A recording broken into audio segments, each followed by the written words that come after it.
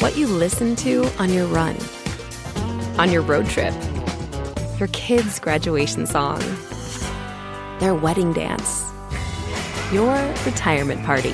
The soundtrack of your life changes as your life does. Just like a financial plan from Northwestern Mutual, it's a better way to money. Our financial advisors get to know you better. They meet you where you are and help you get where you want to go.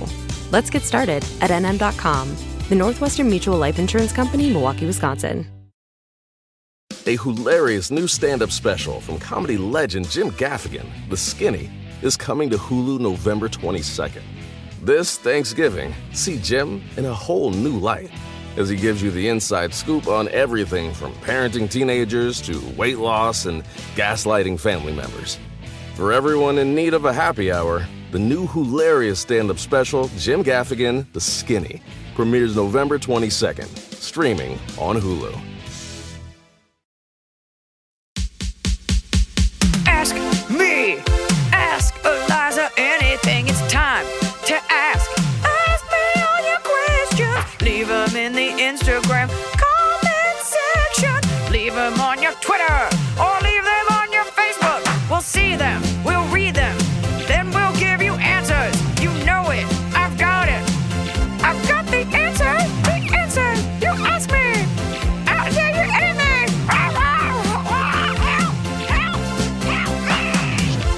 I feel like people in other countries are going to start listening to not only this podcast, but American social commentary and news podcasts as a way of getting their horror fix. I wanted to start the podcast by being like, soon, depending on your state, you, if you're a woman, will have to take a pregnancy test. It will be illegal for you to leave your state. And I used to be like, oh my God, these people are extremists. That's not going to happen. But like anything is possible now. And that's really horrific. That's so un-American. And I know it's like, whoa, we're so horrible, whatever. Allow me to have that. That to not be able, that's like, I think it's some sort of constitutional right or some sort of amended right to be able to travel freely within country, like one could do in the EU. And so that is so scary. And we're all learning, and, you know, it's funny because of TikTok, like everybody gets the same realizations at the same time. Like we all get the news, like if you are convicted of an abortion and you go to jail, then you're a felon. You can't vote. Like it's all becoming crystal clear how deeply insidious and evil this all is. And I don't think there's anything that I can tell people that they don't already know. All you can do is keep beating your drum, I guess. Keep having these conversations, because I don't think people fully grasp how horrific it is until you bombard them with details.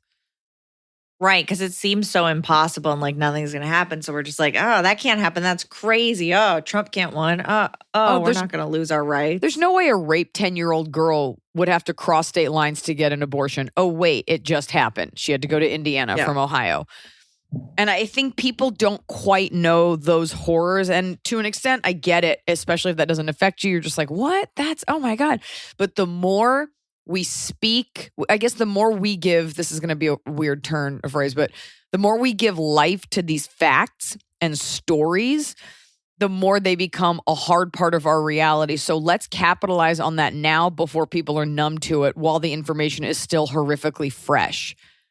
Instead of just not talking about it, or this is the time to say, when your parents' friends visit, how are you? Oh, I'm tired because I've been reposting a petition on how to try to get Clarence Thomas impeached. Like, this is the time. How are you doing? Well, women's rights are under attack, so I am fighting for that.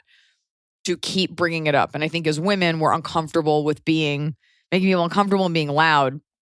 Like the horrifying realization, I'm like, I don't know if I'm made of the stuff revolutionaries are made of, but I have a microphone, so that's the most I can do.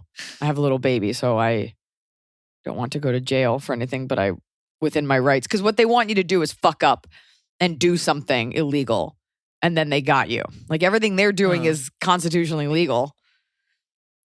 And so we got to be smart. Don't get aggressive in an illegal way, because then you'll go to jail. You can't do anything from jail. Right. Be smart. Be smart, but also fuck them. Okay. In non-horrific news, which is all I think about, on the other side of children, there was a little girl on my plane who was maybe like 8 years old. Mm-hmm. And she was talking to her sister, who was like a couple years older than her the whole flight. She had the most annoying voice. And I kept looking at her because she talked so fast and so much. And the sister was like half ignoring her. And it sounded like a sped up chipmunk. Like this is how she was talking, and it wasn't even like a Valley Girl thing. It was just like, anyways, when you get home, I don't want to do that. But and I just like, how do you as a mother, like you could never pull your daughter aside and be like, you have a really annoying voice, so people will naturally really not like you. I have a question for you about planes, having just been on one for the first time in a long time. Anything you want to know, other than how it flies. Has everyone always looked so like unwell? Like I feel like people in airports just look unwell. Like there was just a kid passed out in a pile of pistachio shells. Like all the children look feverish. Is that just post-COVID that I'm eyeing up all these kids, or does everyone kind of look like maybe they're dying?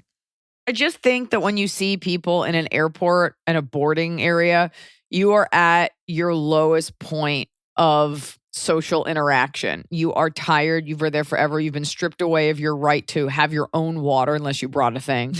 Food is expensive. It's really not dissimilar to being outside. You have no rights. And especially with the way air travel is now, like you're just at the mercy of some shitty company that like didn't update its software. So I've always said, if you want a glimpse of a post-apocalyptic world, like just go to any airport and the way people behave. I mean, this kid that was in the pistachio shells, he was by himself and I was eyeing him up like, why is that kid like asleep in a pile of stuff? Like, is he unwell? What's happening over there? And then I went and sat away from him and these two people were splitting a Whopper from Burger King. You said this, or you told me this in person, sorry. I must have told you about this, but I keep thinking about it that they ate it and they didn't give any to the kid and that was their kid. And I just keep thinking about what's happening. Will they be on my flight home? I think that's good parenting. Or like, let's not poison our kid. We won't split the Whopper. I know, but the kid was hungry when he woke up. I'm always amazed at people's readiness to just fall asleep in public. We were in Las Vegas this weekend and we went to Omega Mart, which is this massive art installation. It's like a giant dystopian futuristic grocery store attached to this thing called, I think it's called Area 15, even though it's Area 51. And it's this like, it's you go once, that's it. You don't need to go. But there was this one like shaded, like spacey looking area with trees and tables. People were sleeping. Like we're in a museum and people just have their shoes off. They're just passed out. I'm like, did your ride not come? Like, it's just so trashy. No, I'm already fighting to not fall asleep in like an Uber. Like, I'm not going to fall asleep somewhere outside of my home. It's not like a park. Like, it's just, oh, wow, you really feel comfortable anywhere. Your comfort matters the most. So I'll just pass this sleeping man like we're at a FEMA shelter. Like, what is happening? Anyway, but you've got questions. And actually, people more and more come up and they're like, oh my God, your podcast made me feel so better. And I'm using it to feel better. Sometimes we have to focus on little things. Like I get so overwhelmed with the amount of news that I read. I actually just went on TikTok and I typed in coffee and I just watch people pour coffee. But then that one girl showed up with like the long nails and she has like a ring and the sweatshirt hand. And it's like, here's my hand. Here's my fucking sexy hand pouring this dalgona coffee. Like I don't need that. And then I went and made a cup of coffee. Oh, it felt great. It was a little packet. You just pour some hot water into it and you have your own coffee. Just one cup. You're drinking out of a packet? Oh, no, it's in a cup. Okay. It's this like Swedish brand and it's got its own little thing and you pour it. It's a single serving for emergencies. I didn't want to make a whole pot of coffee. Nobody wants it. Mm-hmm. Okay, whatever. Questions. Okay. Hi, Iliza, Emily, Tiny Baby, and the Fur Kids. I have a burning question and would appreciate your wisdom. I am devastated by the recent reproduction rights amendments in the USA. Even though I am not American, I absolutely feel like it's a war on women, and I don't support it one bit, which is what I expressed on my social media. One of my male relatives in his 30s responded with a conspiracy theory that this came out of nowhere and is just a loud way to affect the future elections and to urge everyone to express immediate support for the Democrats to shift the voting balance or something along those lines. Obviously, I don't know anything about the politics in America, but this seems like a cruel way to belittle and shift focus from a pressing and devastating issue. How can I respond to this person in an informed way and hopefully convert him into an ally? P.S. I already imagined this message being read in Emily's soft voice. It's funny because as you were reading it, she doesn't have a soft voice at all. As you were reading it, I thought it was like he was saying, like, this is just a way to get people to vote Democrat. Like, let's do it. Like, it sounded weirdly positive. Your relative is deeply stupid and not unlike many very conservative men, likes to gaslight. This is a tactic used. First of all, you can tell him, hey, quit parroting whoever's got their hand up your ass. If you really want to get, I mean, first of all, it's tough when you're not from a country. Like, I don't expect you to know everything, and I certainly don't know everything. But if you really think the calcified bureaucracy that is our nation could rally this quickly and get something done without years of appointing these types of judges, this type of thinking, these types of people who support and thought the election had been overturned, you are giving us way too much credit. This thing took decades, years. And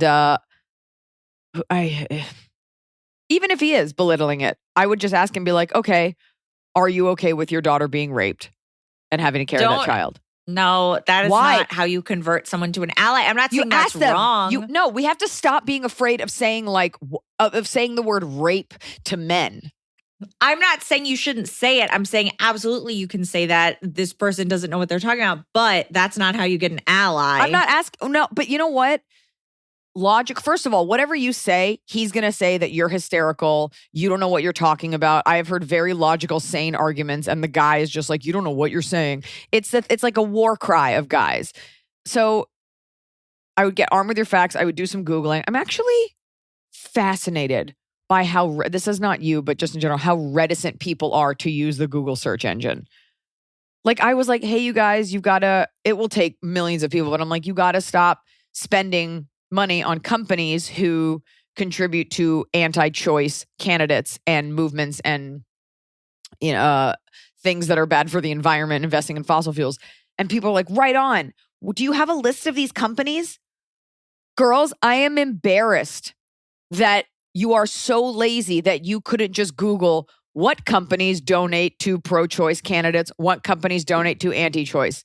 I'm not a researcher and I did it, but I think we're fucked if you can't even be bothered to think you're smart enough on your own initiative to Google those companies.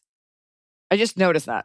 I think Googling is a very valuable skill that so many people don't have. Like, there's so much information out there that people don't know how to find. And look, you got to make sure that you're getting the correct information because Google isn't always correct. There's so many things there, but wait, hold on. That's silly. Google gives you several articles. It's not one. So check your references. That's what I'm saying. Yeah, okay. Everything on the internet isn't true. Folks, you have to wake up and quit hoping someone will do it for you, okay? Like, help in the way you can. Use your fucking fingers. And as for you, young lady, he is just going to try to gaslight you. I would have a rational conversation and be like, explain your position. Yeah. And you'll see it'll start to fall apart very quickly. Yeah. And then bring up his wife getting raped. See how happy he is. Unless he hasn't already done it. Okay. What is up, all you beautiful people? I recently was messaged by a girl I went to high school with that I never talked to. It was about the recent banning of abortion. I am pro-choice. She doesn't know my life or what I support, but she randomly told me I was part of the problem. I can only assume it's because I don't post any political things on Facebook because I don't think that actually helps. I replied to her saying, I'm sorry, what did I do wrong? She continues, a better question is, what exactly have you been doing to help our cause do my God. better? I'm a male in the LGBTQ community that totally supports abortion, and she doesn't know what the fuck I do with my life. I blocked her out of frustration because I knew I just started screaming match. My question is, how do we explain to ding-dongs like this that stupid Facebook posts don't do anything? Also, what are some things you think we can all do to help this cause? Also, thank you for teaching me what autodidactic means. Okay, let me say this. First of all, she's horrible, and we tend to backbite a lot as liberal people. Yeah. It happened. I will never, mark my words, forgive this person. I won't say if it's a boy or a girl because I don't want anyone to whatever. Suss it out. Well, even as I'm saying it. Is it too incriminating? You know what? I'm just going to say it. I'm just going to fucking say it because the time for civility is done, and here it is. At the beginning, like in the pandemic, at the beginning of the Black Lives Matter movement, Noah and I used Don't Panic Pantry as a way to dispense information about like stay at home, don't keep running out. And we did our best to put out like positive links, resources, information, because we were all learning all this stuff in real time. And we did that. We did it a lot. We were a place, I'm not aware of everything at all times, and I'm not like hyper politically active, but I do just as much as the average liberal, maybe a little bit more. And this person, Noah posted like a recipe, something like that. And this person was like, and it was like on a day that it was super tumultuous for BLM or something. And they went on his page and like publicly, my husband, who never is vocal about stuff, always is hyper liberal, votes hyper, like makes me look like a grizzled conservative Korean War vet. That's how liberal he is. Never has said a prejudice thing I've never heard anything even close to it. And they just wrote, "No, Noah, like not today." And it still makes me mad. And I remember when it happened. I will never forgive that person. But this person is frustrated, as we all are. And I catch myself doing that. I'll be like, oh my God, how can that person be eating that plastic thing? But then I have my own plastic thing. Like everyone thinks their shit doesn't stink. There is a version where you confront that person on DM and you're like, hey, like I am an advocate for this. Like it hurt your feelings because, actually, let me say this. It hurt your feelings because you are an advocate for that. But then again, I wonder, especially at a time like this now, like if you're not vocal, if it counts as much, because who knows in your life who you could influence, you know? That being said, it's not her place. It's not her fucking place.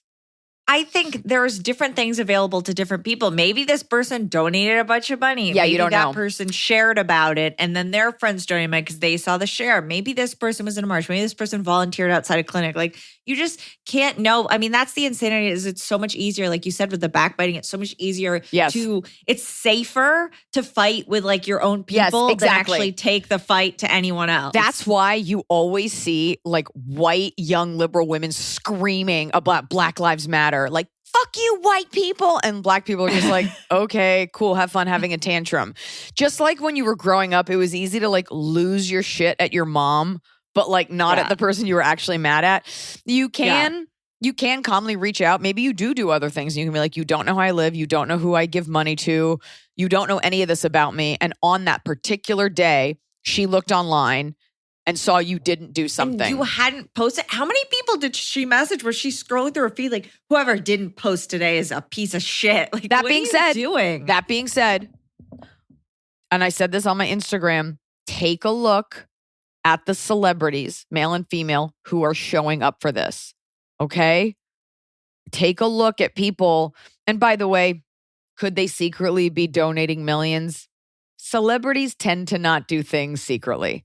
You tend to know if they're doing something. Who? You know who donates secretly? Who? Sandra Bullock. Okay, great. But I'm just saying, you know, I think it's particularly tone deaf, you know, and I think it's particularly tone deaf.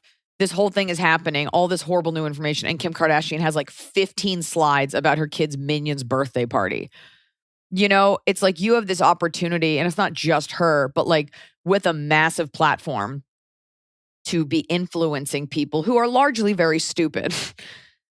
You know, a lot of big singers, a lot of big celebrities are like, I would check out their posts, and I understand you can't browbeat people and you can't do it all the time, but some people have nothing, or it's like a platitude, like, let's all be kind, you know, and you're just like, the time for that is over. Like, you've got to get active.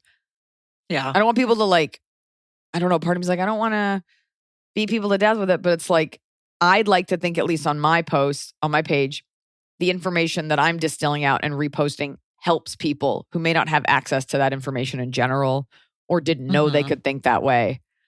So I'm trying to use whatever freedom I have left. So it's tough, but this thing where you're criticizing a random person you barely know, she just sounds like a fucking pill. So yeah, she's not worth it. Hope she doesn't twist an ankle when she falls off that high horse.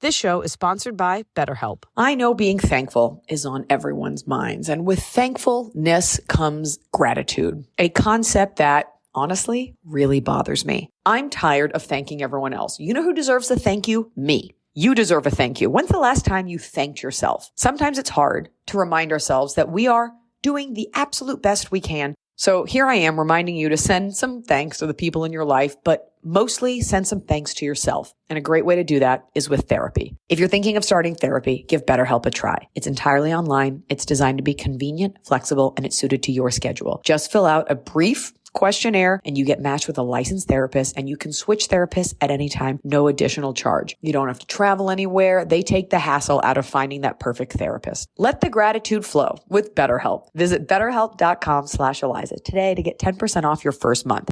That's BetterHelp, HELP.com/Iliza. Fall has fallen. Winter is on its way. The days are shorter. But just because, well, they feel shorter. And just because the days feel shorter doesn't mean your to-do list gets any shorter. You still have to power through your busy days. And a great way to do that is with nutritious food from Factor's no prep, no mess meals. At the end of a short day in the fall or the winter, the last thing you want to do is have to cook. Factor has got you covered from breakfast, snacks, dinner, anything in between. Factor has easy, nutritious options to keep you fueled, like their chicken Florentine with spinach and garlic chili cauliflower. You bet. That's what I want to make myself at the end of a day where I am exhausted and my husband isn't home. Whether you like routine or you enjoy mixing things up, Factor has you covered with 35 different delicious meals every week and over 60 additional convenience options you can add on, like keto cookies, pressed juices, and smoothies. And because Factor meals are chef prepared and dietitian approved, you're going to love not only Factor's meals taste,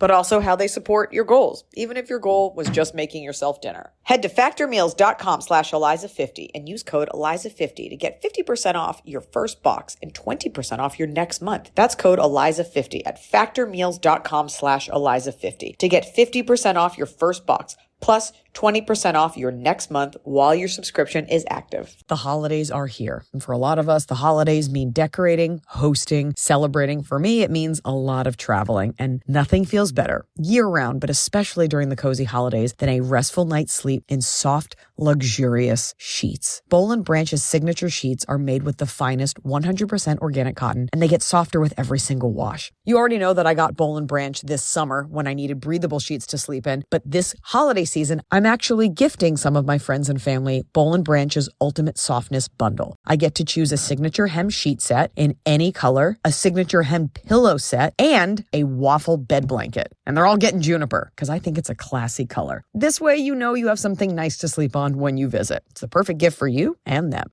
Gift you and your loved ones a better night's sleep with Boll & Branch. And right now is their best offer of the entire year. For 25% off plus free shipping on your first set of sheets, head to bollandbranch.com/Iliza. That's Boll & Branch, BOLLAND branch.com/Iliza for 25% off. Limited time only. Exclusions apply. See site for details.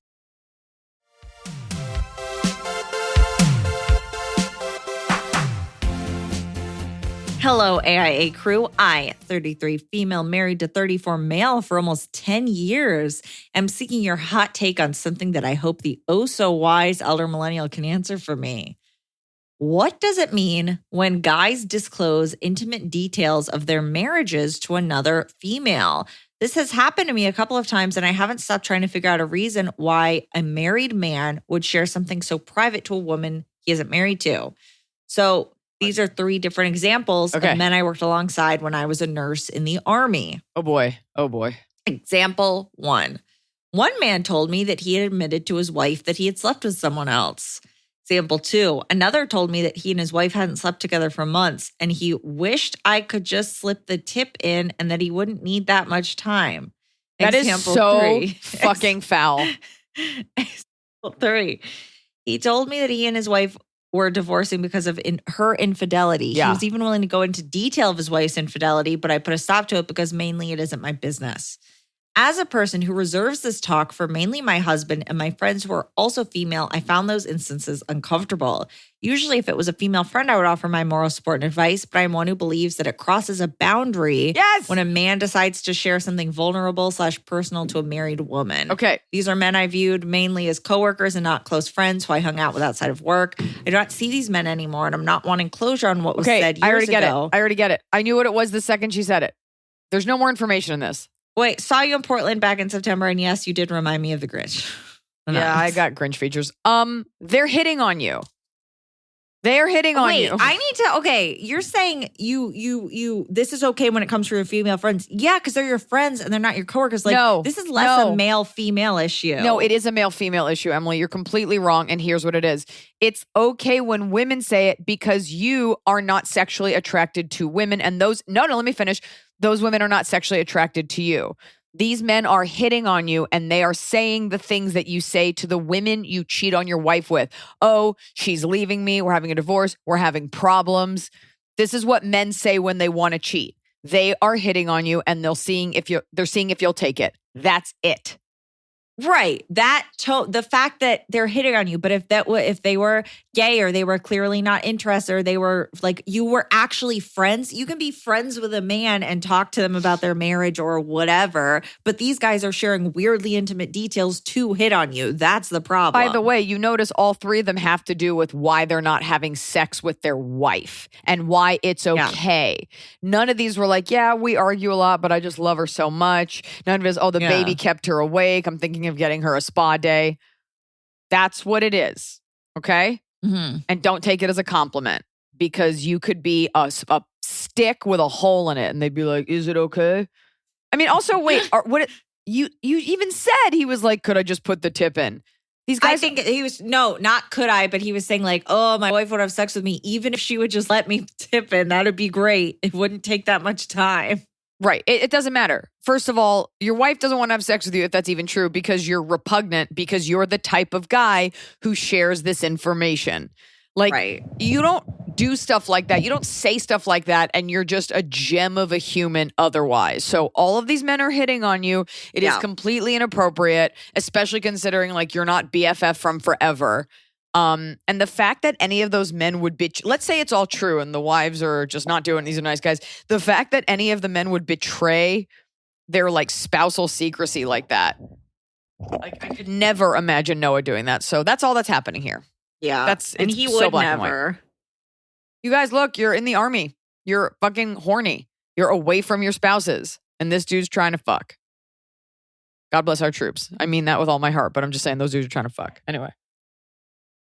Hi, AIA team. I want to just start this off by saying I'm a survivor of domestic abuse, and this podcast was and still is integral to my healing while in lockdown with my abuser, as well as since I've been free of them. Iliza, Iliza, your advice is always spot on, in my opinion, and it's sometimes your voice I hear when I feel a bit stuck. So thank you so much from the bottom of my heart for creating this safe space where people like me can hear the hard truths, but also get a good laugh. I'll try to keep this as short as possible. I've been seeing my boyfriend for about 5 months. It wasn't until after our first date that my cousin, who I'm very close with, told me she had been on 2 dates with him. For context, they didn't kiss. He only remembered her as the one who talked too much about work, and it just plain and simple didn't work out. I didn't care, he didn't care, and she didn't care. She did tell her family about the coincidence, and when I finally mentioned it to my other cousin this week, he said, oh yeah, blank's old guy. To which I froze and just kind of anxiously mumbled that they had only had 2 dates. I know my family and how they like to poke fun at each other, and I never take part since I know I can't take it, so I don't dish it. But do you have a good comeback for comments like this? Something to shut them down from coming back at me or saying I'm too sensitive? Thanks for everything you do and hope to see you in Toronto. T. Have they done that already or are you just anticipating it? Because honestly, if you've been dating this whole time, it's weird that they bring it up. I mean, you should just be like, I don't know, are you legally married to everyone you ever went on 2 dates with? You know, I mean, I mentioned it just as like kind of an interesting thing. Like, oh yeah, no, I saw him, but they're obviously a better match. And the cousin doesn't care. But the family is just poking fun because it sounds like that's what they do. And this family member can't take it. To just be like, no one thinks it's weird but you. Like, you can just say that. Like, no one thinks it's, I mean, for what it's worth, I when I met Noah, he was like, we like went out. I don't know. I think it was the first night because we were like really hitting it off. And he was like, I just want to be transparent and let you know that if this works out, I dated one of your friends. Like I slept with one of your friends. And neither of them are very clear on how long it was, but they definitely slept together. He's like, I dated one of your friends. And he told, and I was like, who? Like, who could, of my 3 friends, like 2 of whom are male. Like, who could it be? And he told me the friend, and it's a girl that I think is just so great. Like, everybody thinks she's so cool. And I was like, honestly, great choice. Like, I would date that woman if I were a woman, if I were a dude, if I were a woman who identified as a dude. So you just got to get comfortable with it. You don't want to talk about it, but the truth is, I would really figure out why and just be like, no one, like, we don't care. Why do you care? Yeah. They're just ribbing you. Or just be like, yeah, we're thinking of becoming a throuple. And then they'll be like, what's that? And then try saying it in French. Because you live in Do you think good for you. Do you think throuple is one of those words that's the same across languages? Oh, in French, it's trouble. Trouble. Anonymous. Hey, y'all. Wait, can I say something about animals? Yeah. You know how like cats like go in like weird places, or like if you're working on something, the cat will sit there. Behind me is my blow up mattress that I have set up with fresh sheets and everything for my mom, and the dog has just like made herself at home. Not in the giant love sack, not in the baby's DockATot, not in one of her 2 beds, and not on the couch. She's right on the fresh, clean sheets. I wonder what that is. It is. It's like when if you're making a bed with a cat and you take the sheets and you like, you wait, you don't wave them, but you like, they go, yeah. And then the cat has to run and jump on it. Like, whoa, what's that? A new surface. Or you'll see people draw like a circle on the ground and the cat will go sit in the circle. I feel like Chanfu is very cat-like in a lot of ways. She's cat-like Chenier. And can I just tell you, I was going to bring her to Vegas this weekend for one purpose only. And that is, I stay in the villas. Her. Yes, to redeem her. Did we talk about this? Or we talked a little bit. You didn't say that it was to redeem her, but we did talk about the fact that she was accused of doing a dump, and you think it was a bigger dog. She was accused of taking a massive dump in the villa where I stay when I play the Mirage. And at the time, I was so embarrassed. But now that I think back, the dump was too big to be hers. And in the outside area, they have like a little pool that's like personal pool. I found a bone, like a chew toy, like bone marrow stuff so a bone for a dog, but it was massive. Like, you wouldn't give a dog this size that bone. So I think some fucking giant big time gambler from Dubai brought over like a pack of German shepherds, and they took a dump, and my sweet baby Angel got blamed for it. Or she did it, and I don't remember the dump, and it was smaller, but I was going to avenge her name, and I didn't bring her because it was just too annoying with Southwest. Yeah. And I didn't want to go to LAX, but I had this whole thing planned where I was going to gaslight them, and I was going to get to the gate, and they'd say, it says here you, and I wasn't going to bring her, and I was hoping they'd be like, it says here you have a dog on the reservation. And then I would be like, I don't have a dog. Why would that be on there? And I would make it, I would gaslight them. I'd be like, you guys need to step up your staffing game. Why? None of that happened. None of that. No one cared, and I didn't bring her. What a weekend. Fuck all these systems. Mama, raise up. Hey, y'all. Not a bitch. Hey, y'all. I was listening to an episode of the pod when an AITA question came up about a couple paying Mickey and Minnie to show up at a wedding instead of having food. I wanted to let Iliza know that, yes, the dorks who work at Disney World, me, do listen, and found this answer hilarious because if you work at Disney, chances are you're making fun of all the weird and cringy Disney adults. That made me want to ask Iliza this question. Because I'm a performer at Disney World, I have high school friends, random third cousins, and long-lost sorority sisters constantly asking for free tickets to Disney. I save my tickets, discounts, and perks for close family and friends only, obviously. But is there a way you'd recommend shutting down these super rude requests from people I barely know? Love the pod. It's great at helping me de-stress in the middle of shifts, serving my mouse overlord. Oh my God, I love that. I will, before I answer you, I do find it repulsive, but also entertaining to watch on social media, like really boring people who are like, here's what I eat in a day at Disneyland. And they're like, I had the Jar Jar Binks fries. They were bomb. 5 out of 10. I had like the goofy poop scoop, like hot dog with extra vodka shot, 6 out of 10, and a butter beer, and I got diarrhea. I first of all, you don't realize how many properties Disney owns. You're like, I didn't realize that like Last of the Mohicans was a ride. But I do. Some of the food looks.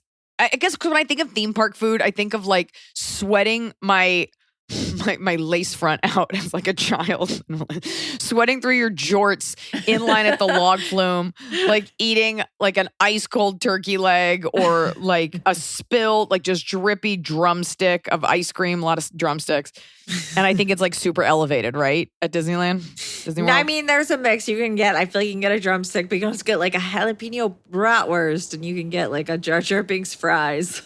There's something incongruous about drinking there because theme parks and airports to me are similar in that like there are no deals. Like you're not going to get a discount. Like everything is full price all the time. Liquor is already so marked up. So you go there and it's like get the Queen Amidala Cosmo with an extra shot of moon juice. And I'm like, that's like a $30 cocktail. Okay, number one. Okay. How do you know who Queen Amidala is? Why is that the Star Wars you know? You don't understand. As a comic, when you're trying to do references, you just like scan your brain and that's what came out. She was Natalie Portman. She was, but that was like the second batch of Star Wars is. I don't know, Emily. Okay. I don't and know Jar Jar. what makes me cool. Her and Jar Jar are from the same era of films. Anyway, I think that's the last time I saw a Star Wars, and I remember liking Jar Jar Binks, and everyone's like, "We hate Jar Jar Binks." No, but what's interesting is the voice actor. No. Okay. No, it's Okay. not. Back to the food and beverage. Okay, I don't think Disney sells alcohol outside, like loose. Like I know they have like a Star Wars cantina. I think they sell That's alcohol what I'm talking about. in that, and you have to get a reservation. I don't think you just walk around with like a Coors Light. Are you sure? Well, someone will let us. No, not a Coors Light. It's always like on theme. Like it's a Pixar Pim's Cup. I don't know. So to answer your question, this is literally what you write back, okay? In text and in message, right?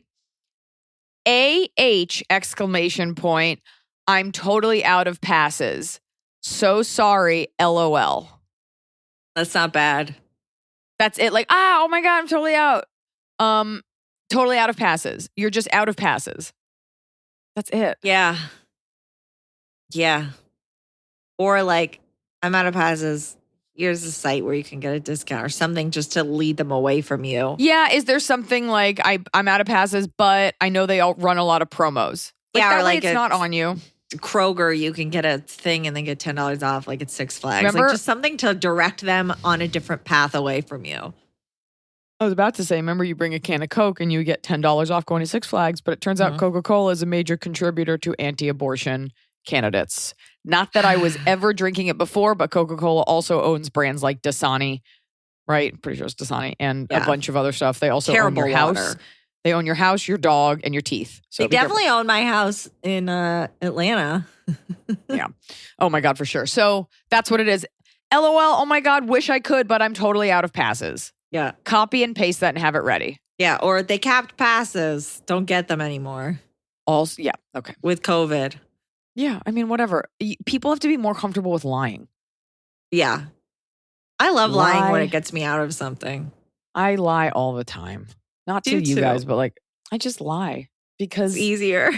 there is such a thing as a little white lie. And it's just, and it's fine. Sometimes Noah's like, you always make up these tiny lies. I'm like, here's the thing. People are deeply stupid and cannot handle the truth. I'll give you a great example. So I get asked to do a lot of small shows around LA and I try to do them and some I can't and some are just too far or like I'm not going to work on a Sunday night, especially when I got back from the road. Yeah. And somebody asked me to do a show and I was like, I said something like, because they'd asked me several times and I always try to treat people like people. And I finally just went like, I'll be honest, it's actually incredibly far for me. And then the girl just never wrote back. And Well, I was there just you like, go. okay, fuck you. So rather than now I feel bad and it's just like, just lie. Hey, I can't, I'm booked, I'm busy, whatever. Well, you know what's interesting about all your lies is you're a dog with a bone thinking other people lied all the time. You think everyone else is lying and you will dig in. And you are so good at digging in that I'll be like, I won't have lied. I'll have said the truth. But then you've asked so many follow-up questions that I'm like, did I remember this wrong? She seems sure that it's something else. Am I incorrect? It's like, I love that. Thank you. It's like at TSA where you're like, do I have drugs on me? Right. Do I have them? Did I pack a lot of methamphetamines?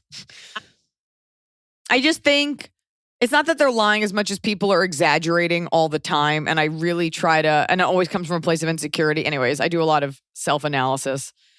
But most people are deeply stupid and never forget that. And they don't deserve the truth and move on. Okay. Yep. Okay. Now you have a coffee and you sip it real good.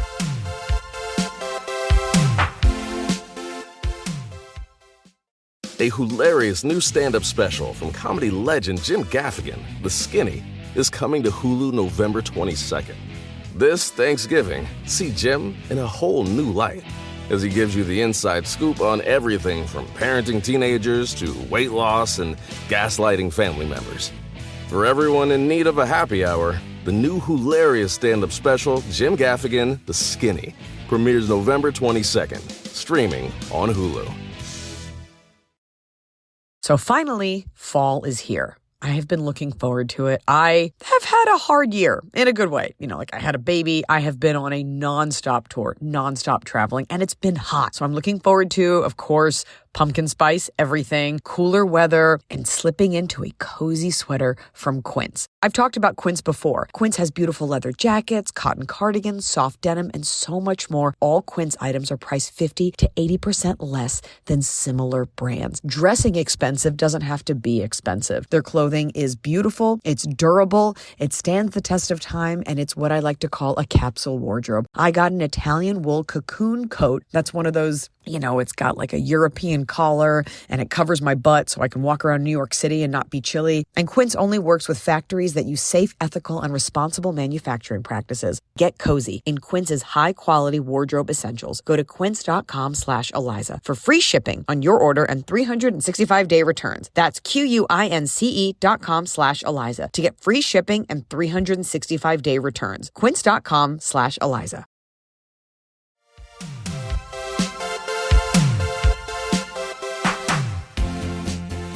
Hi, Eliza and Emily. My husband and I are having a really difficult time trying to decide if we should have a second child. Ultimately, well, the government will decide it for you, so be careful. My husband said he is happy with whatever I choose as it's my body. I always imagined myself with 2 children. Pregnancy and the newborn period were harder than I expected. I have no desire to do either again, but I'm still struggling. I don't want our son to be lonely as an only child now or someday when my husband and I are gone. I'm always worried I'll regret not having another in the future. We had decided to continue planning on trying for number 2 in the fall, but with Roe being overturned and the literal dumpster fire that is the United States, I'm really starting to rethink our plan.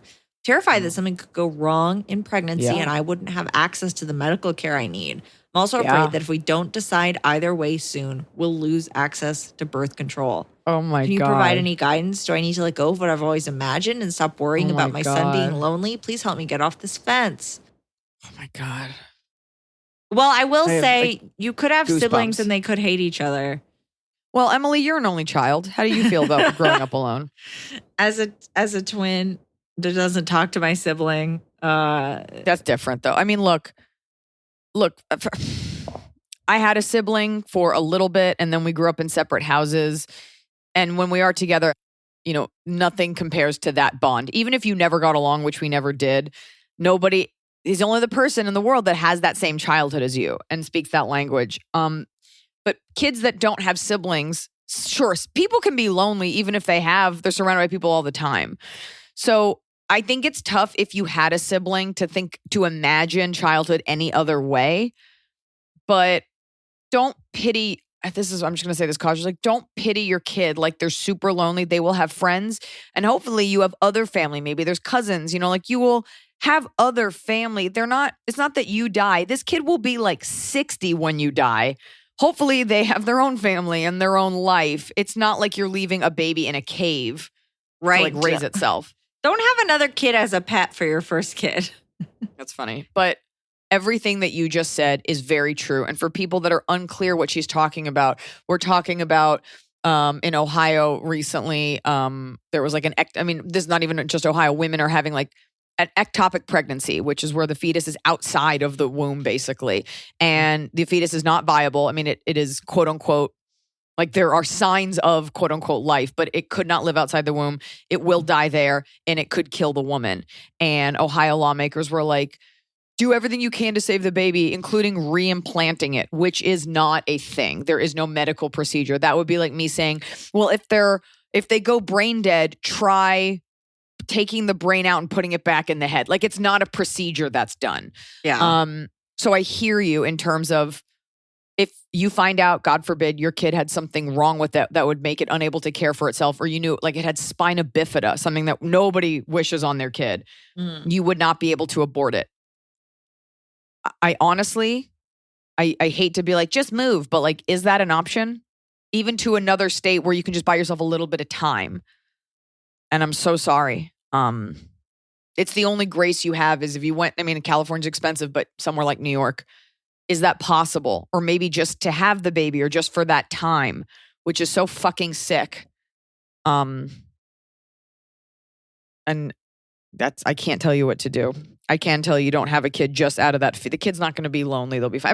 Everyone dies alone, by the way. Yeah. It's don't. Actually, that's not true. If you're a mother, you die because your baby should have been aborted and it ends up killing you. So you die with a dead fetus, surrounded by doctors who can't help you for legal reasons. Burn Mitch McConnell. Hey, y'all. I meant to message y'all when you discussed Iliza's amnesia when it comes to having seen book club the first time. But the latest episode reminded me. I just wanted to say that I too had amnesia when it came to watching book club. I saw it on Amazon and thought that it looked cool, but as I watched it, I had this odd sense of deja vu. A few days later, I was telling a friend about how much I enjoyed the movie, but had a feeling of everything that was going to happen just before it did. Apparently, I went and saw it in the theater with the same friend, and to this day, I don't recall seeing it in theaters. Okay, I'm wondering if you're describing movies that are such a warm bath of a low lift that the purpose of the movie serves is not to entertain with its content, but to send out the type of waves that soothe the brain. Yeah. You know, like when you listen to a podcast just to fall asleep? Yeah. And you're like, I don't know what it said, but it did its purpose. Is that a genre of movie now? Low lift, warm bath. Yeah. Nothing really happens.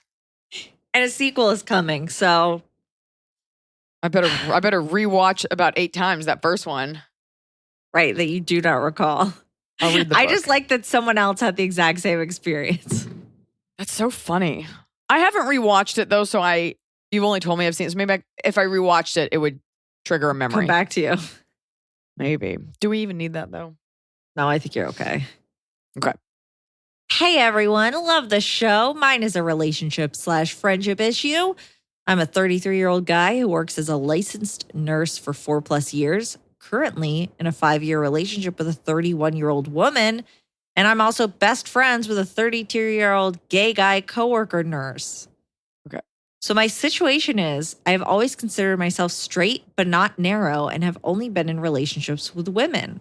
I acknowledge that I have admired other men's attractiveness but never had any strong sexual or romantic feelings for another guy until now. Back in November 2021, I moved from Long Beach, California to Phoenix, Arizona for better work opportunities and landed an overnight shift job at a nursing facility. My girlfriend was not enthusiastic about moving out of her family's home to follow me right away, but I was accepted into a registered nursing school and have family in the area as well. After starting my new job, See, family, not a sibling, but you got family. Then he's not alone. Okay. After starting my new job, I met and quickly befriended one of the other male nurses there as we share a lot of tastes, interests, and viewpoints, and we started spending time with each other on our time off. My girlfriend did finally move to Arizona back in April and landed a part-time job at a grocery store. She works throughout the week and every weekend, while my friend and I both work the same days and have the same weekends off, when we'd usually hang out at movies and games.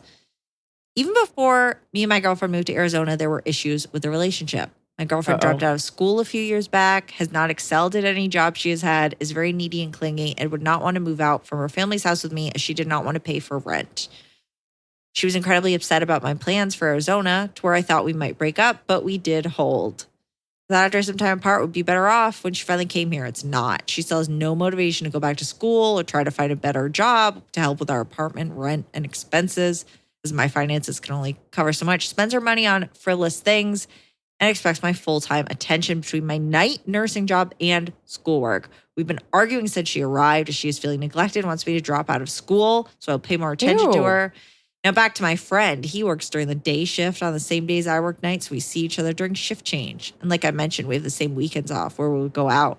We're very in sync together work-wise and always have each other's back. Okay, so there's a bunch more, but basically... I mean, it's the same information. I mean, I already know the answer, but okay. Right. So now I've started to feel a romantic attraction to him that is stronger than what I felt my girlfriend in a long time. He is openly gay.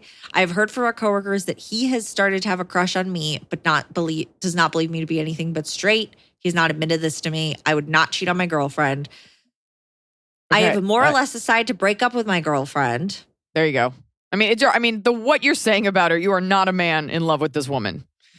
But I do not plan on telling my friend about my own feelings for him until my girlfriend and I are no longer together and our ties are severed and I've had some time to process my breakup.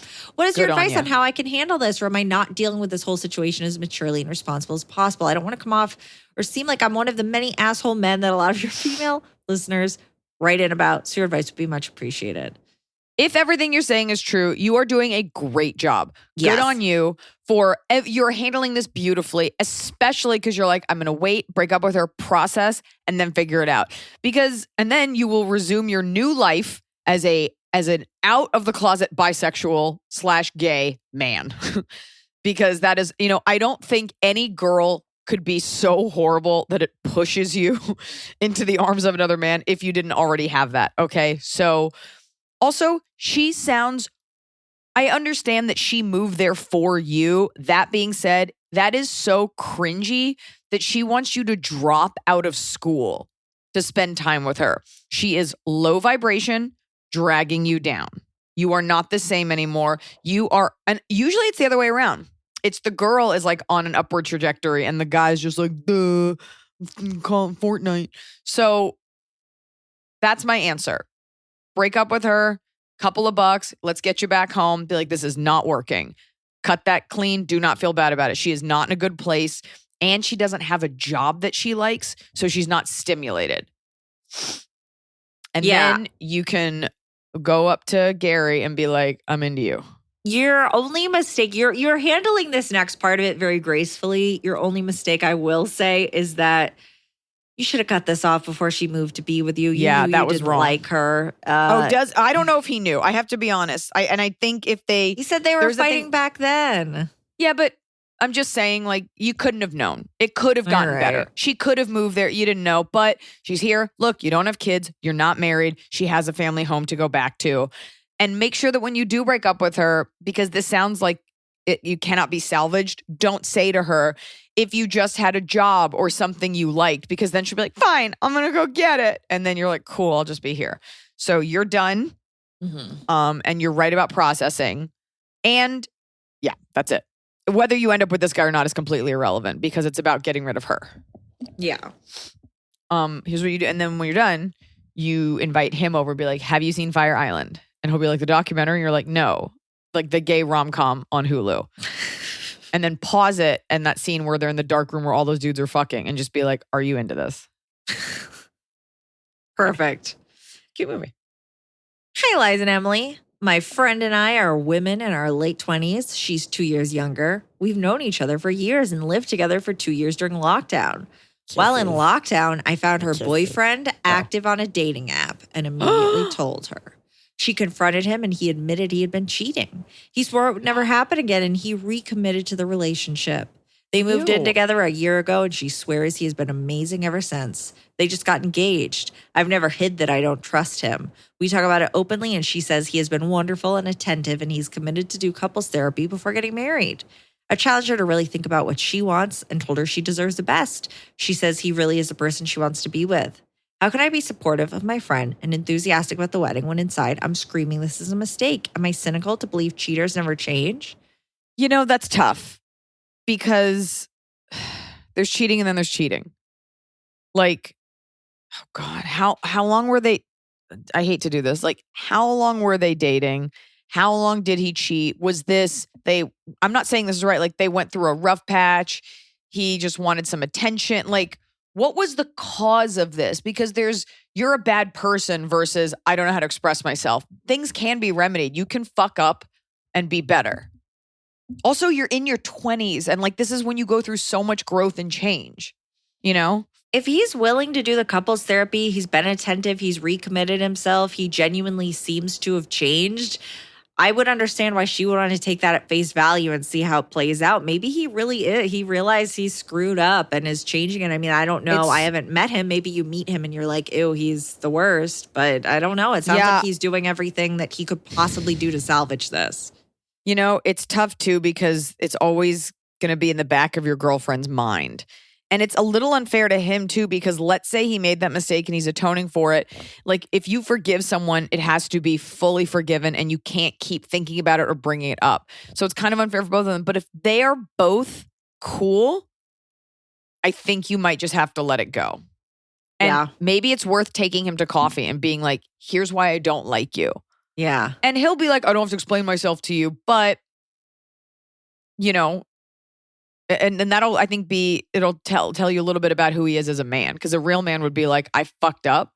I would like us to be friends. And you should, look, you're not perfect. You should be able to extend that grace to him. If he's given you no other reason to think he's lying, and it's a mistake he made in his 20s, you know? Yeah.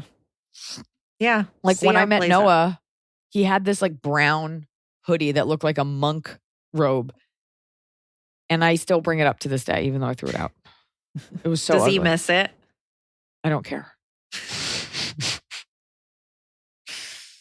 Hey, fam. I love the show and all that you do. I'm a CT tech and I've been working overtime through and since the pandemic, and you've gotten me through it all. So thank you. What's a CT tech? No one knows what that is. That could be anything. That could be anything. They could work for Southwestern Bell. They could work for an alarm company. CT tech could be you work on CPAP machines. They get them going. CT tech. About technology. Scantron. Radio, computed tomography, radiology. The hell is tomography? Come on I don't now. know. You can't write CT tech and we're going to be like, copy that 10-4. Dingle dangle over and out. All right. I'm assuming it's a medical thing. I'm assuming. I will spare you all the boring family details and simply say I'm the least favorite black sheep of the family, both in my immediate and extended family. I'm very close with my cousins, and it's always been a crew of us four. Now that the crew is starting to have babies, the dynamic is changing, obviously. The adults, quote, in the family flock towards the millennial adults with babies. The cousin without a baby yet has always been the favorite cousin, and I am just me. The cousin without a baby is now starting fertility with her husband. My spouse and I are thrilled. I, however, am worried about what will happen to my spouse and I when we become the only cousin couple that remains childless. Do we want kids? Yes. We can't naturally have them. My spouse is a trans man and I a cis woman. Oh, okay. I can't fulfill a full pregnancy safely anyway due to health complications. Well, our government sure would like you to try. With the cost of adoption, we don't know if it will work for us, especially since we can't afford to move out of our apartment yet. And with the current political climate, who knows if we will ever become parents. All this aside, this was the explanation because I know you always ask for more story. I'm worried about what will happen when my last cousin has a baby. I'm worried about being forgotten. I'm worried about being jealous of all three of them and resenting them. I'm worried about the older generation throwing us to the wayside more than they already do. More importantly, I'm worried about the third cousin forgetting me. The third cousin and I are BFFs. She was my maid of honor. We are the last childless ones in a family that adores the babies. Now when she has a baby, I'm worried she'll change and forget me. What do? I need some Iliza inspiration, please. You know, when people have babies, their priorities change. Even if you and your husband did have a baby, first of all, you'd be too busy with your baby to think about it. But like everything shifts. And so I wonder what it is. I wonder, because you're saying you're the black sheep. Like, I think you are carrying baggage with you from something else. And you're afraid you're not enough for them to care. This is your family. And what your family looks like will be ever changing. You have an opportunity here. Let's say you never have kids. You have an opportunity to be the fun aunt, to be the people who show up in different ways, to say, can we babysit? You know, I would like to think, and this goes for women with or without kids, that you bring more to the table than just your uterus, you know? And I think you're carrying with you something, and I don't know what that is. I think it sounds like all the older people in the family want to flock to the grandbabies. I get it. Okay, fine. they're going out of their way to do that because there's so many little milestones with a baby. There aren't as many milestones with you, an adult. So it's unfortunately on you more so to reach out to these older generations than they're going to reach out to you. But also, like, okay, so they make a big deal. But I want to get to the, I can't, but getting to the root, you're talking about being forgotten. It's not like you won't be invited to the holidays, you know, and you can help plan. You call up the cousin and just be like, hey, we want to bring whatever. What can I do? You know, like it does take two to tango. You know, you can't, and don't, I think if you sit there and you're like, where's my invite? Like get involved because they'll be sitting there like, wow, she seems like she doesn't want to be involved. And by the way, get involved with the babies. Can we babysit? Well, and if you don't want to, that's totally okay. Yeah. But I think there's also a version, I don't know what kind of family you have, but I think it would be incredibly touching. And I would do this and ingratiating if you sat with your family and you just expressed your heartache. And you just said, I just want everyone to know I'm so happy for their families. We want to be a part of your lives. Children are something that we cannot do. And the prospect looks bleak. But I just wanted you all to know that we love you and we're here for you, even though we're the only childless couple. And they'll all be like, oh my God, of course we don't feel that way. Like making your intention known, I think, and being vulnerable like that can be incredibly powerful. I mean, like one-on-one, don't have like a forum. Oh, I would do it in a group setting. I would have a PowerPoint. But just be careful because I think you're transferring a lot of your own insecurities into this situation. People are going to be focused on their own kids. Yes. Yeah. But if you're totally right and you're the black sheep and they are all don't care that much about you, then who cares? Don't get their attention. What does it matter? Why do you think just because you have a baby and they're paying attention to the baby, that's not going to make you feel better about how they're treating you. That still is about the baby and not about who you are as a person. That's what I'm saying. Saying you're carrying something with you. What makes you so sheepy? What makes you that black sheep? That's what I want to know. Anyways, you have a chance to be the cool aunt, the aunt that brings cool gifts. You have a chance to insert yourself in their lives, but you also have a chance to walk away. That kid takes a dump, not on you. Show up, have some cake, hear some stories, get the fuck out of there. Or you could adopt like a really complicated pet, like a lorikeet that needs water, or like some sort of moon iguana, and just I gotta go. Jasper needs his fixes. I have a fish, so I have to walk. Top of the cob. It's the top of the cob. We're doing it right every day. You just take a bite. Top of the cob. My top of the cob, and I put this on my Instagram and I made a little TikTok, but I think it's worth saying just because everything in our economy is so fucking expensive. There's no customer care. Everything's a nightmare to deal with. And whenever I travel to different cities, I always try to find like a cool thing. And, you know, if you have a ton of money, maybe you go to like an auto show or whatever. But I always love to find, I've got a lot of little holes in my ears and I always try to find tiny little earrings. And then about, 9 months ago, I was scrolling around and I saw this video. I saw some ear piercings and I saw this guy named Ryan. Although for some reason it stuck as Randy in my head, but it's Ryan, much cooler. And he is a piercer and he does ear styling. And it's like a very elevated way to look at piercing. Oh, yes. And I clicked on it. I saw where he was, Las Vegas, of course, because nothing cool is ever in fucking Los Angeles. And I DM'd him and I made an appointment and I kept it. And my family took me in Las Vegas. My uncle lives there and they like all drove me. And you go and I just want to plug it. It's called like Ember Piercing. It is a gorgeous, very clean space with all this beautiful jewelry in cases, like as if you were at a showroom. And you send him a picture of your ear and he styles it. He looks at the anatomy of your ear, what kind of cartilage you have, everything. And he says, here's what I think would balance, what pieces we could do, what extra piercings we could do to balance out what you have.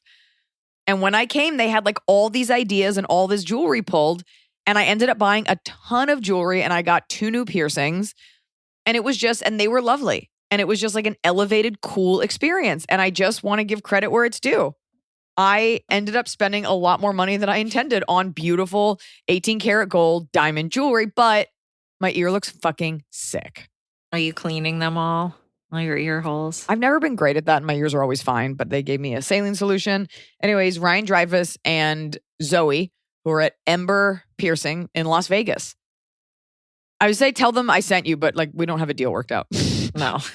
My top of the cob is I saw your baby from afar. I looked into her little eyes, and I was talking to my mom on the phone the other day, and she's like, "Did you get to see the baby?" And I said, "Yes."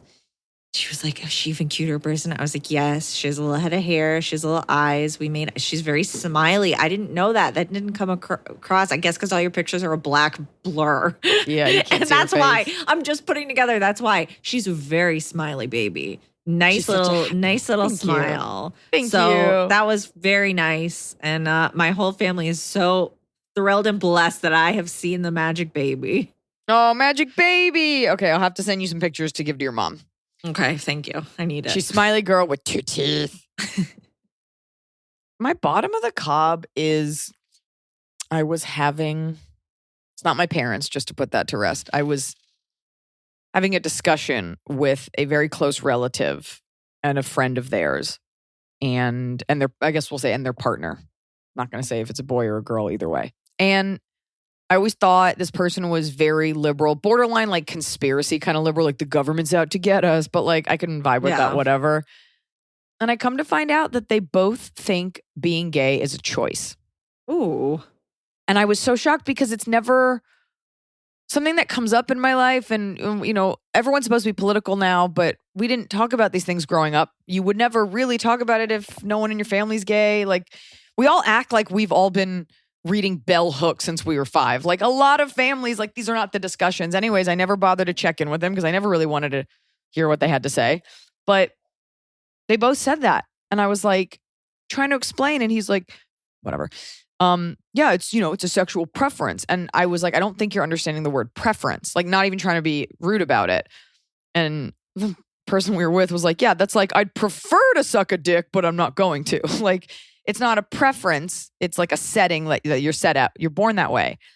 And the friend was just very, very nice conversation. No one was angry because I was trying to like keep my cool. And I was like, you should just be very careful who you say that to, because it is the way you're born. And they're like, but what's the scientific proof? And I was like, I don't know. How does a plane fucking work? It just does. And so I Googled it because I was like, how do you link someone to something to substantiate that? Of course, I never thought there was like a gay gene. The article was like a little nebulous, but it's like, there isn't something that differentiates you from me if you're gay. And it's a lot of genetic contributing factors. So it's like this amalgamation, because they were saying, they're like, we think that you're born as a blank slate. And that's why we don't like it when men are super feminine. And I was trying to explain, even masculine and feminine is a construct. It's something we made up. Right. And I was just trying to like find the words to sort of not dumb it down, but like convey that you're born a certain way and through your experiences, you come into who you are. And so I think I may have gotten through to the friend, and it just blindsided me. Yeah. And then the sentiment that both of them sort of echoed back and forth in their little chamber was, we don't care if you're gay, I just don't want it in my face. And they were talking about like guys who were like overly flamboyant. And I'm like, I don't even think, and Hunter's point, he was with me, he was like, a lot of gay guys like don't subscribe to that. Like, yeah, it's nobody wants someone that's loud and glittery and screaming, but for the most part, like that's not what it is. Nobody wants anyone loud, but I tend to find when someone says, I just don't want it in my face, it's actually code for, I actually don't approve of it and I don't want to see it. Yeah. And I'm like, it's actually no, like, I don't want to see gay guys kissing. I'm like, I don't want to see straight people kissing. No one should be kissing. It's fucking gross. But when people say, I just don't want it in my face, what they're saying is I actually don't approve of it. And I'm hoping it will go away in the shadows. Yeah. I was just trying to say, like, you're born gay and gay people are as old as time. They won't admit it. Tales old as time. I guess I was like, I have too many words to pick from because to me, these are such facts. Yeah. You're definitely born that way. It might take you a minute to realize it. And I was like, you ever seen a gay 3-year-old? You ever seen like an effeminate little boy? You think he learned that? Like sometimes you just is or you isn't. You know? It's just true. My bottom of the cup is that I spent all weekend waiting to get this root beer. I was working at Anime Expo and there was a booth near the exhibitor entrance for handcrafted root beer from a tap. And I said, I'm going to get that as a treat when I leave the last day. And I go up to the booth. And they say, that'll be $60. And I said, excuse me? Oh, my and God. Said, we sell the cup. And then for $5 extra, because you work here, so you get 5 instead of 7. For $5 extra, you can refill the cup as many times as you want all weekend. I said, well, I'm leaving right now, so I'm not going to refill it. I'm just going to get 1 cup. And they're like, well, it's $60. I said, okay, no, thank you. $60 for a root beer? For a refillable cup of root beer, where then I think I would have to pay for refills, but less. I was like, it seemed like a insane system. I was like, okay, bye. Cup made of harvested organs? It was like a metal, like tankard with a glass straw, but it was like an open cup, so it wasn't even something that's sealed. Like you'd have a loose open root beer and be carrying it around a convention hall. That's no way that's allowed inside. Like it was so bizarre. I was so mad because I'd truly been eyeing up that booth. Every day I would walk past and be like, oh, and then to get up there and then have to turn around. I haven't had to do this in so long.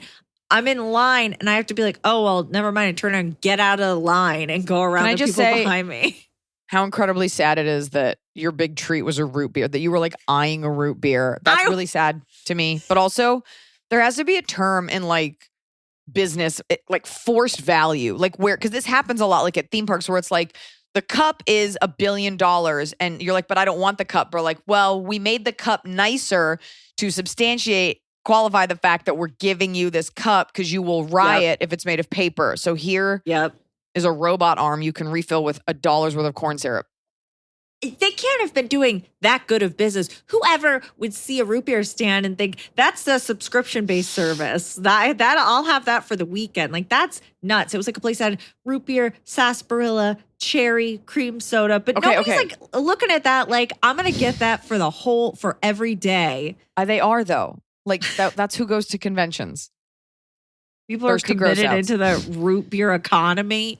Well, speaking of economy, I think, unfortunately, folks, a lot of us are just too lazy to have any change. But Google, conservative companies that contribute to pro-life candidates. I posted a link on my story. It's gone now, but there are ways, it's very easy information to find. And I'm not saying that you not buying a case of Coca-Cola over 4th of July weekend is going to change the world because everything is owned by like fucking Lockheed Martin. But if we put pressures on companies, if their sales do plummet, then they will feel pressure because they are soulless to support the right kinds of candidates. Mm-hmm. You can vote with your dollar. You are not stuck. And this is, oh God, of course, some white girl was like, that's really privileged of you. I was like, I'm not saying don't drink soda. I'm saying switch your fucking soda. If you can't switch your cable company, switch your phone company. If you can't switch your phone company, switch your bank. I did that. I fucking dropped, what's the one? Chase. Because of they invest in fossil fuels. Drop them. Drop United when they killed that little dog in the overhead compartment. You have choices. You just can't be lazy about it. People are willing to get beaten and go to jail for these causes. You can click your little fingers and switch your money. And even the lesser of two evils is better. Hate to tell you, Walmart, which we could all guess, hyper-conservative, and I'm so sorry, Target. I know we love to go, but click around and find out. Be that agent of change. This dog is passed out right on the pillow where my mother's going to sleep. And you know what? She looks cute. I'm not going to Swiffer it or anything. It's just going to be a gift from Tianfu. Elegant dog hair. She's going to hear this. Yeah. Mom, I cleaned it. Folks, I am about to record my 6th Netflix special. I think it's the best hour I've ever written. I love doing it. I'm so excited. I'm so proud of it. We will be filming it July 23rd in Cleveland, Ohio. Gene Schmidt, come on out and get a fucking education about what it's like to be kind to women, you godless fucking harpy. To the rest of you, come on out. We got 2 shows. And prior to Cleveland, I will be in Indianapolis. I will be in Louisville, Kentucky. And we got 2 shows at the world famous The Ryman in Nashville. Get your tickets at Iliza.com/tour. And if you like what I said here, you're going to love my book, All Things Aside, available for pre-order. Do it now and enter for a chance to win an onion.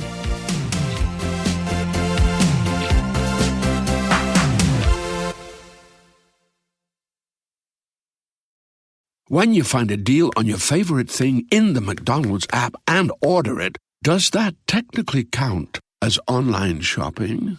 Save money with the app. Ba-da-ba-ba-ba. At participating McDonald's, prices may vary.